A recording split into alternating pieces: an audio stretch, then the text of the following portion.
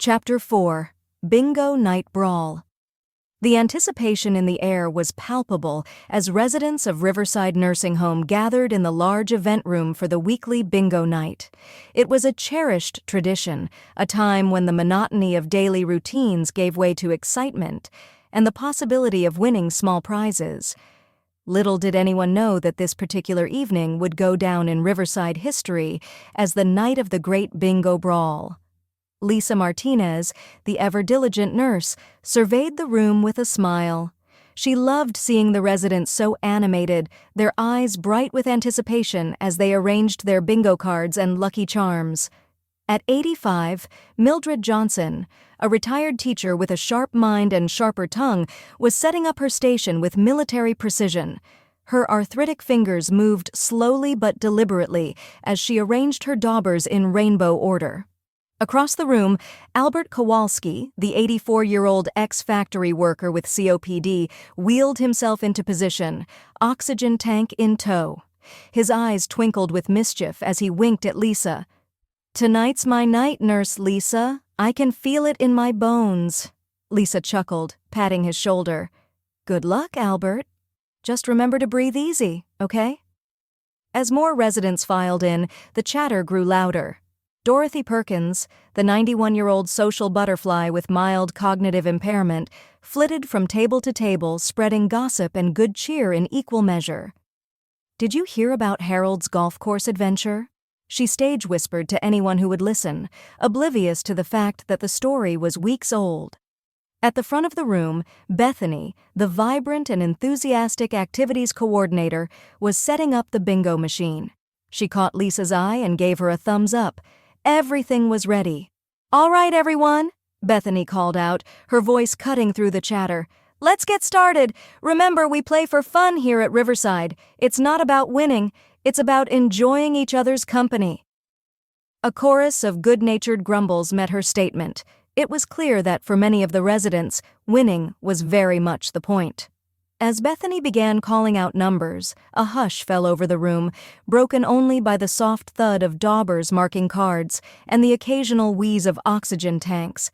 The tension built with each called number, the residents leaning forward in their seats, eyes darting between their cards and the giant display board at the front of the room. "B7, Bethany called out.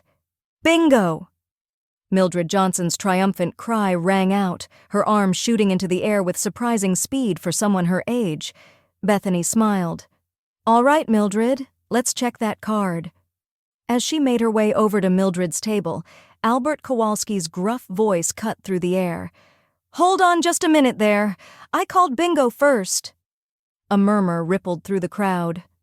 Lisa's head snapped up, her instincts telling her that trouble was brewing. Bethany looked confused. "I'm sorry, Albert, but I didn't hear you call bingo." Albert's face reddened, his breathing becoming more labored. "Well, I did.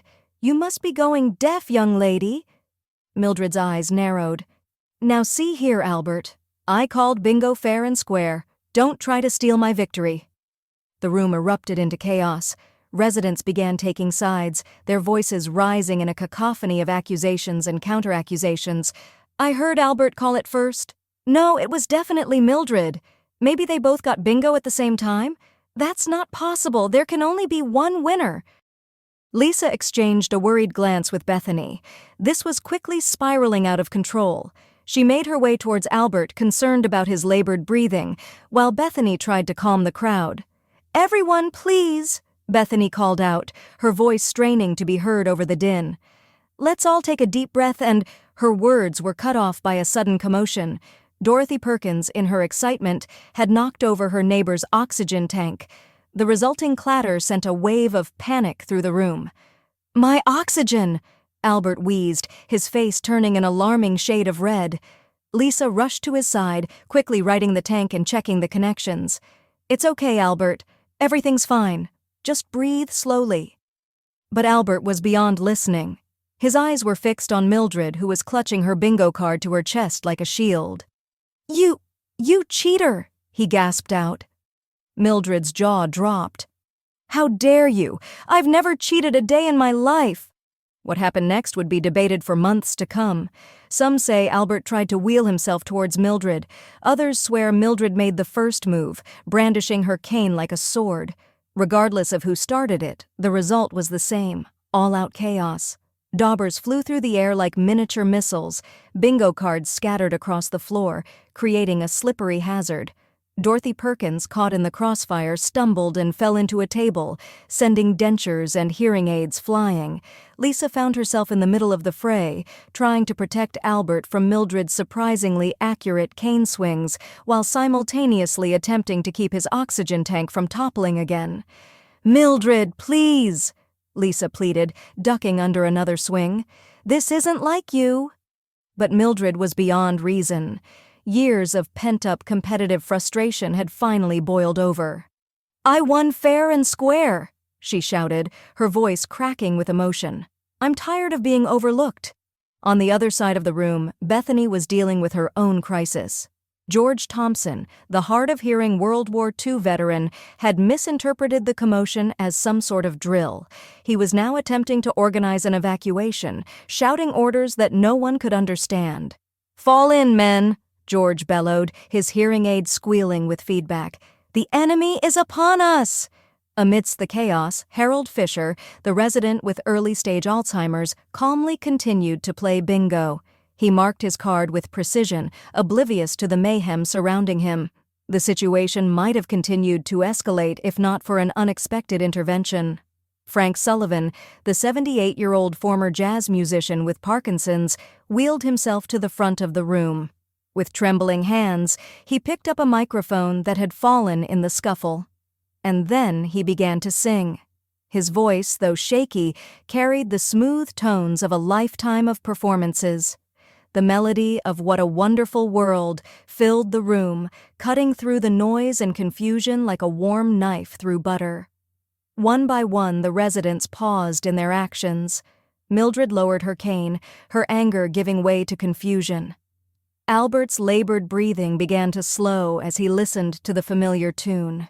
Even George stopped his evacuation efforts, a look of peaceful recognition crossing his face. As Frank continued to sing, Lisa and Bethany exchanged relieved glances. The crisis was passing. Taking advantage of the calm, Jennifer Baker, the director of nursing who had been alerted to the commotion, strode into the room. Her presence commanded immediate attention. "What on earth is going on here?" she demanded, her voice stern but not unkind. The residents looked around sheepishly, the absurdity of the situation finally sinking in. Mildred was the first to speak up. I'm not sure," she admitted, her voice small. "I think I got a little carried away." Albert nodded, wheezing slightly. "Me too. I'm sorry, Mildred. I shouldn't have accused you of cheating." Jennifer surveyed the room, taking in the scattered bingo cards, the overturned chairs, and the general disarray. Despite the seriousness of the situation, she felt a smile tugging at the corners of her mouth. These were not naughty children, but adults who had lived full lives, who had faced wars and depressions and personal tragedies, and yet, here they were, getting into a tizzy over a game of bingo. "All right," she said, her voice softening. "I think we've had enough excitement for one night. Let's get this place cleaned up, and then I want everyone to return to their rooms for some quiet time." As the residents began to disperse, murmuring apologies and helping to right overturned furniture, Jennifer pulled Lisa and Bethany aside. "What happened?" she asked, her voice low. Lisa and Bethany exchanged glances before Lisa spoke. "It was a misunderstanding about who called bingo first. Things just escalated quickly." Jennifer nodded, a thoughtful expression on her face. "I see. Well, we'll need to implement some new procedures for bingo night, maybe a clearer system for calling out wins, and definitely more staff on hand." Bethany nodded in agreement. "And maybe we should consider some alternative activities, something less competitive." As they discussed potential solutions, Harold Fisher approached them, a confused but happy expression on his face. "Excuse me," he said politely. "I believe I have a bingo." The three staff members stared at him in disbelief before bursting into laughter. Harold had played through the entire debacle, completely unaware of the chaos around him. "Yes, Harold," Lisa said, wiping tears of mirth from her eyes. "I believe you do. Let's check that card, shall we?" As it turned out, Harold did indeed have a valid bingo. In a final twist of irony, neither Mildred nor Albert's cards were winners. The prize, a small box of chocolates, was presented to Harold with great ceremony, much to his delight and confusion. Later that evening, as the residents settled into bed, the events of the night were the talk of Riverside. Mildred and Albert, now reconciled, shared the chocolates Harold had graciously offered to split. Dorothy regaled her roommate with a greatly exaggerated account of the battle, complete with sound effects, and Frank hummed contentedly to himself, pleased that his impromptu performance had helped save the day. For the staff, the Great Bingo Brawl became a cautionary tale, a reminder of the unexpected challenges that could arise in caring for a diverse group of individuals with rich histories and strong personalities. But it also served as a testament to the resilience and spirit of the Riverside community.